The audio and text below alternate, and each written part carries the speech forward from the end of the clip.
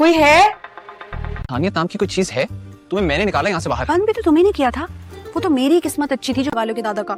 अच्छा, दादा की वजह से पागल है रूमी, कुछ नहीं हुआ है, थोड़ी सी तबीयत खराब है, हो जाएंगे ठीक वो। चले, थैंक यू। हेलो, क्या हो रहा है? क्या शबाना अपने प्यार के लिए कराची जाएगी?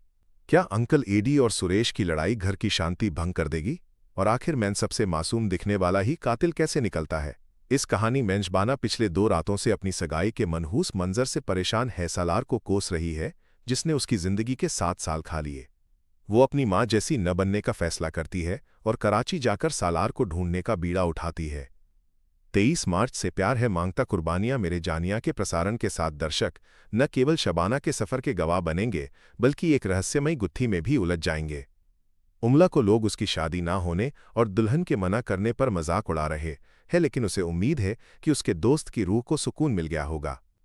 इस बीच अंकल एडी और सुरेश के बीच लड़ाई के बाद अंकल एडी घर नहीं आए हैं और उन्हें ढूंढने का जिम्मा सुरेश पर आ गया है, जिसे पता है कि दादू कहाँ है। आज शाम तक असाइनमेंट मिलना जरूरी है।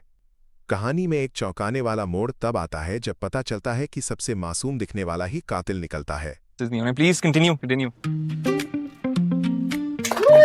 सर, आपके लिए डाल के भिजवा देंगे। स्पीड कम रख अपनी जैसी बातें माहौल को और रहस्यमयी बना देती हैं। एक शख्स अपनी तायाजाद बहन के मर्डर के इल्जाम में फंसता है, जहां सारे इशारे उसी तरफ है। रूमी के ऑफिस से गायब होने का मामला गंभीर हो जाता है और एफआईआर दर्ज कराने की बात होती है।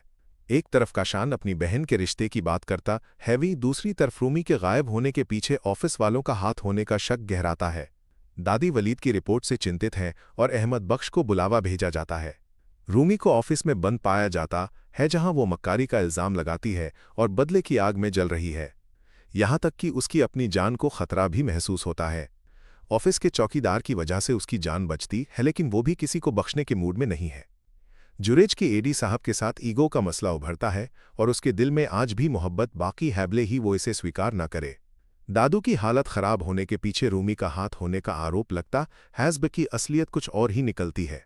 बाबा जान को हार्ट का इशू है, जो चाची के बयानों से और बिगड़ जाता है। हम तो करेंगे भाई, मालिक हैं।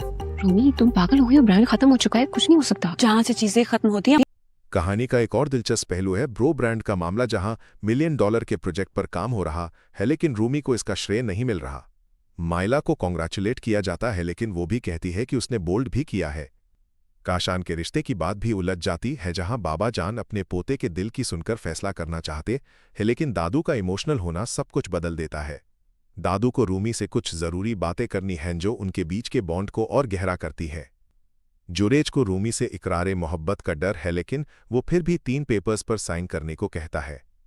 आखिर में दादू अपनी जिंदगी का एक नया मोड़ चाहते हैं, जिसमें वो अपना घर बसा सकें और रूमी को भी एक अच्छे सॉफ्टवेयर इंजीनियर से मिलवाते हैं। ये देखना दिलचस्प होगा कि क्या रूमी अपने प्यार को पाने में सफल होती है और क्या ये उलझी हुई रिश्ते और रहस्यमयी घटनाएं सुलझ पाती हैं। बहुत अच्छी लगती है।